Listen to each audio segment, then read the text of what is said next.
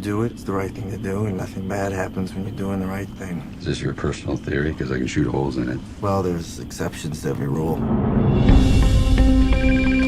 Sí, la verdad que me muero por George Clooney, me muero por su trabajo como actor y ahora vamos a ver qué tal como director, ¿no? Tengo mucha expectativa.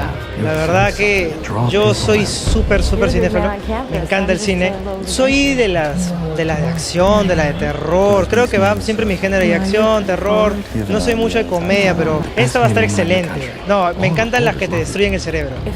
Imagínate, poder y traición, y sobre todo esto pasa mucho en el ambiente político, en un ambiente que lamentablemente los periodistas no nos podemos desligar, así que vamos a ver cuáles son las tentaciones de esta película. George Clooney dice que va aparentemente lanzarse a presidente, tiene un asesor, vamos a ver qué pasa, ojalá que la trama esté súper interesante.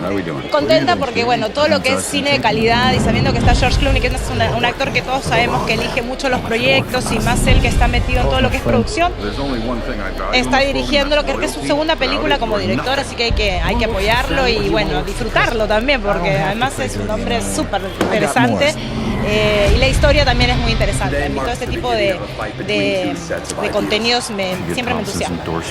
Bueno, he escuchado buenos comentarios del super actor que es George Clooney y por supuesto él la dirige y aparte de ser churrísimo, o sea que para un lunes está perfecto venir a relajarse después de los fines de semana que de todas maneras son movidos.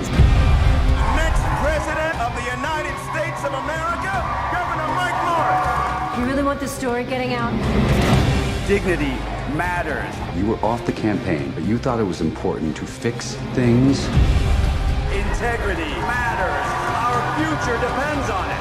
Steven, don't do this! I'll do or say anything if I believe in it, but I have to believe in the cause.